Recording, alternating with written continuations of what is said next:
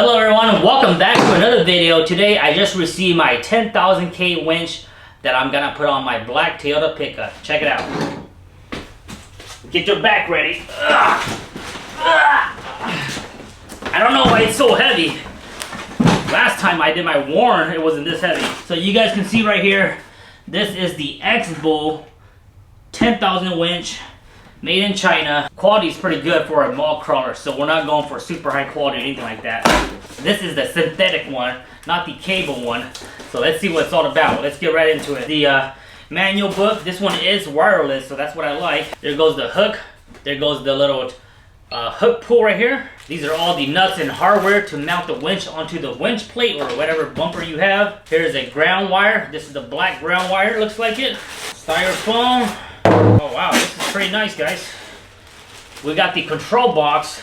We got the wire for the winch control. It's also wireless, but you can use it as a wire. For example, if the battery dies when you're on the trail and you don't have an extra battery, you can go back to a regular old school plug. So here's all the wires, pretty simple. This is the fair lead for the rope to come out. And then we have the winch itself. Holy smoke, this is a big winch, guys. 10,000 pound was a little bit overkill, to be honest. My 92 Toyota pickup 3/4 swap is pretty much stock, except for some trail gear, rear bumper, front and rear bumper. But I want to go with 10K just to be overbuilt. You know, your next option down will be the 8,000, but the price difference wasn't much of a difference. So let me go ahead and pull this out. And that's all we have right there. Yep. This is not a sponsored video. I paid this with my own money, so this isn't sponsored. This isn't sent by them or anything like that. I got this off of Amazon. I'll put a link in the description. I got it on Amazon, and I think they had it on sale for like 300 bucks, which is pretty good for a 10K winch. So this is what it looks like right here. This is the front. Oh, I might need that in a bit. That's the front. The cable's already inside already. It's already looped already. I believe this one came in two options. You could get the red rope or the black rope. I went with the red just because red is a good color for red and black. So let me check it out real quick, guys. XPV full-wheel drive.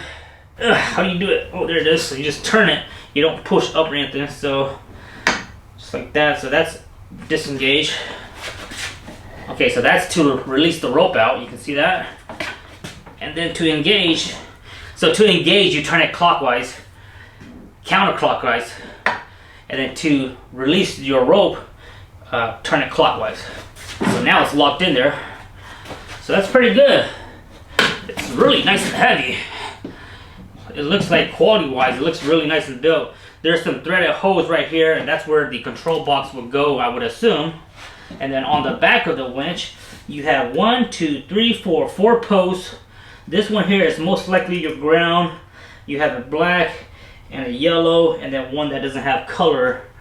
So I would assume on your control box right here, let's take a look right, guys.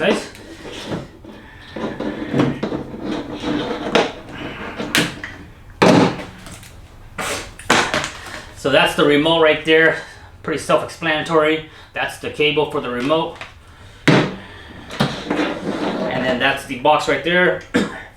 So this goes right here. You have your hot wire that goes to the battery on your vehicle. And then you have a black wire and a black wire with the black cover and a black wire with the yellow cover and a red with the red cover. So there's a spot for the yellow, there's a spot for the black, and then there's a spot for the red. And then this one here is most likely the one down here. And then your other black that goes to your battery is most likely the one over here, which is a bare metal one, which is your ground wire. So, pretty cool, guys. Check it out. It looks good. On the control box, this is the front of it. On the back over here is where you would plug your cable for your wireless. This one doesn't plug on the side. It plugs on top, which is kind of nice, but I think you might have some clearance issue if this is on your grill. I know for sure that on my 92 Toyota pickup, I'm gonna have to cut my front grill, which I'm not opposed to doing it because that's just what happens when you install these. Sometimes they sit up too high and the grill is gonna have to be cut up like that, and I'm not worried about that. I have an extra grill, so if I ever decide to remove this winch and go back to a stock grill, I can just put on my extra good grill on it. Some things I want to talk real quick. The remote control does come with the battery. The remote control feels kind of cheap and light and flimsy, but it does feel good. You have the plug down here, and then on the back of this right here, it is magnet. So let's say you need your hands, you can put this on your hood. So for example, it's not super strong, so don't rely on it too much. Like, don't hang it up like that. Like, if you're gonna put it on something magnet on top of your hood, make sure it's flat. So that's pretty cool. And then to turn it on, you just press and hold the power button until it comes on. So when it's green, that means it's wireless. And then when you have it plugged into your winch, it turns red, which means it's wired. And then to turn it off, you just press and hold for 3 seconds. So that's it right there. Let's go ahead and get some numbers real quick in case you guys are wondering what the specs are. 10,000 pound, 12 volt. The wire for the controller is 12 feet, 3-stage planetary gear ratio, 2:18:1. Free spool, sliding gear ring, 3/8 wire, 3/8 hook, replaceable, spring loaded, aluminum fairly, remote switch, 85 decibel for the wire rope side is 85 foot. Battery cable, 12 volt, 650 cc. So your battery should be over 600. Your battery should be 650 cc cold cranking amps or more. I believe mine's just the bare minimum. The battery cable are a 2 gauge, roughly about 5 feet. Mounting bolt pattern is your typical 10" by 4.5 inch. So that's pretty much it right there. IP rating of 66, so it's waterproof, weighs about 60 pounds. So that's the specs right there. Show you guys a quick close-up of everything right here so you guys can see what you get in the box. Manual book. Typical wire for your winch controller. The hook is really nice. It's a bit smaller than the one I have on my worm, but it's nice and good. The spring feels good. Has a little texture to it. It's also removable. The pull for your hook. Same thing with this piece. It's aluminum and has that nice texture to it. It's a little bit almost like sandpaper. Your negative cable. These are the hardware that you get. 4 bolts. These are to mount your winch, along with the square nut, lock ring, washers, and then these over here are for your fairly. You can see they're the hex bolt, and they go in there like that. 2 of that, the nut, the washer, the crush, the lock ring, and then you have 4 Phillips screws. These are for on the top of your mounting box. They go on like that. So really nice. You got your control box, Xbull 4-wheel drive. This is where you mount, plug in your controller. You have a negative wire for the solenoid, they call it. A black with a yellow terminal. Your red, another black with the black cover, and then your main red to your battery. Here's the winch. The winch itself, XPV, feels really good. The rope feels amazing, looks good. You will need 1/2 inch socket, or 1/2 inch ratchet, whatever. That's the back of it right here. Ground, red, yellow, and then the other black, I believe. So that's it right there. The square washers, or the square nut, if you don't know, they go inside like that, and then you just feed in your bolt. So that's it right there. I'm gonna go ahead and hook up the control box, the power box, and then we'll go from there. Here's the back of the wiring. The red wire goes over here. This is your ground wire, along with the ground wire that goes to your battery. You can put either side, doesn't really matter. The top one right here is your yellow one, which is a black yellow, and the one on the bottom is a black, and then your ground wire goes right here as well. And then you have your negative that goes to your positive that goes to your battery. I try to route these as best as possible, but it's kind of weird to get them in there. So I found this would be the best way.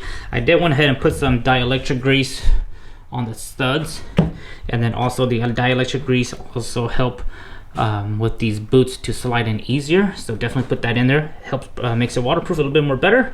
So once I get this thing all installed and everything's all nice, I'll go ahead and get the final stage of where I want these wires to be, and probably put a I'll probably put a zip tie on it just so that it doesn't move around too much, and make it nice and sturdy. All right, everyone, I have my little boy with me, so I didn't film too much, but I went ahead and removed the grill, and we ran into some issue which I already knew was going to happen because of this trail gear bumper. So everything went in smooth, the winch bolts on fine, but the fair lead is going to have an issue, which it always does on the trail gear bumper. So I don't know why trail gear created like this. Trail gear, they made the hose a little bit too small for the hardware. So either I drill this out and get new hardware, or I go get new hardware. But the other issue is that it's so close to the winch, you can't put a nut behind it. So you guys see how close is it? There's no room for a nut behind there.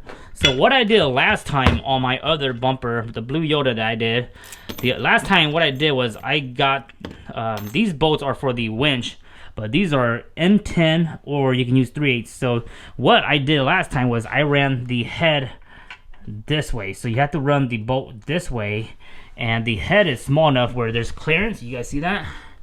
And then what you have to do is you have to make sure you get the regular nuts that will go on like that. So I'm gonna have to go to the hardware store tomorrow and go buy new hardware to mount up the fair lead.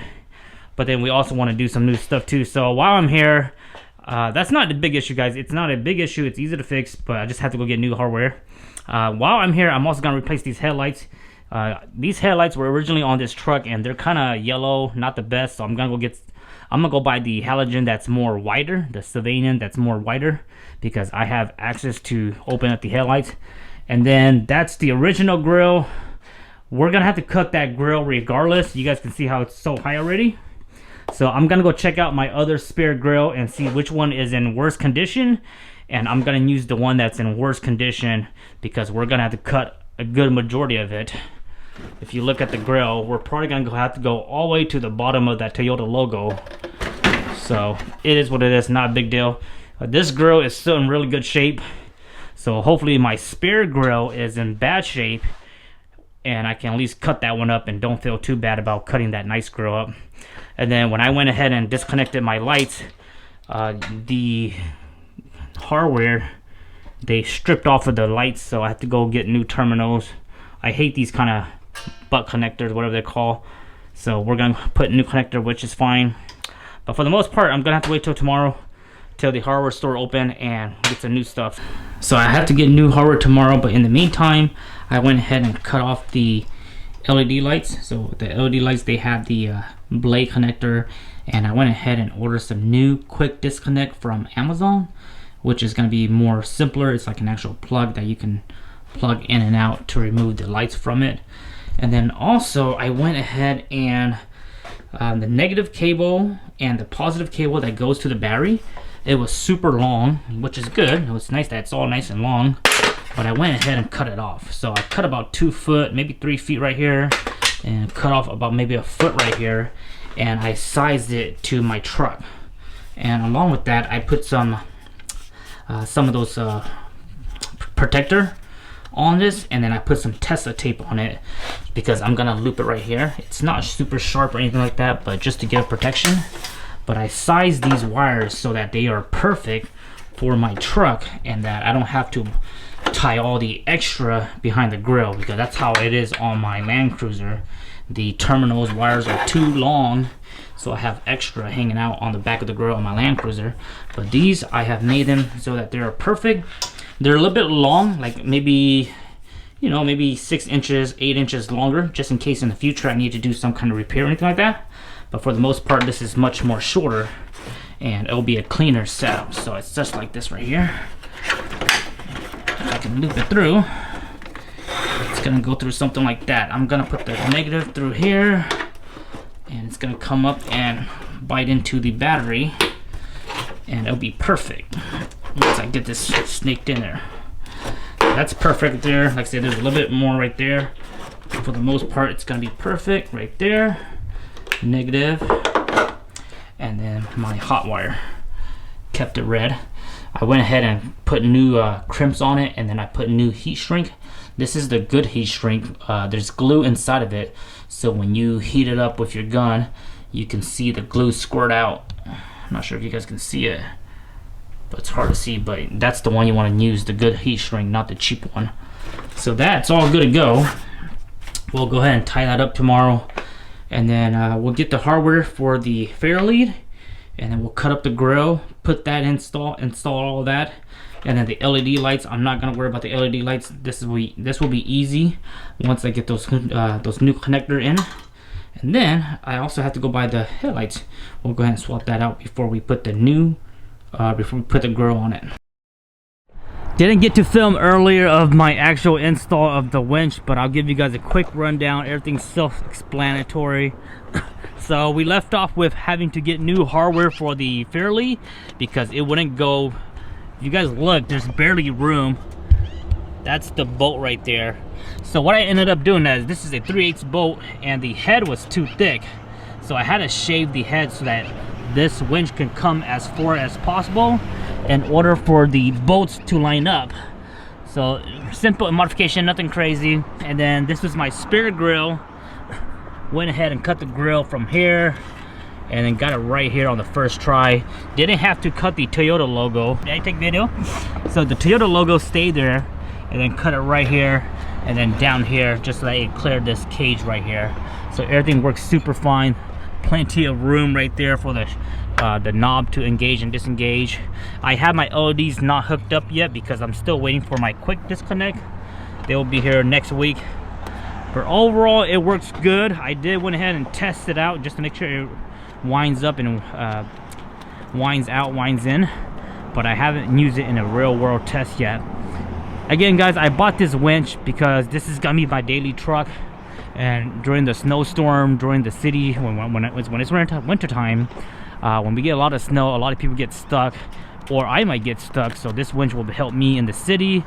And if I do decide to take it off-road once in a while, you know, the winch will be here to help me in anything, if anything happens. So that's it right there. I'll give you guys maybe I'll give you guys a 1-year review, or however long, once I actually use this. But so far I'm pretty happy with it. It works great, looks amazing. And this is the Xbull, guys, synthetic 10K winch. You like it? Think it? Yeah. There it is.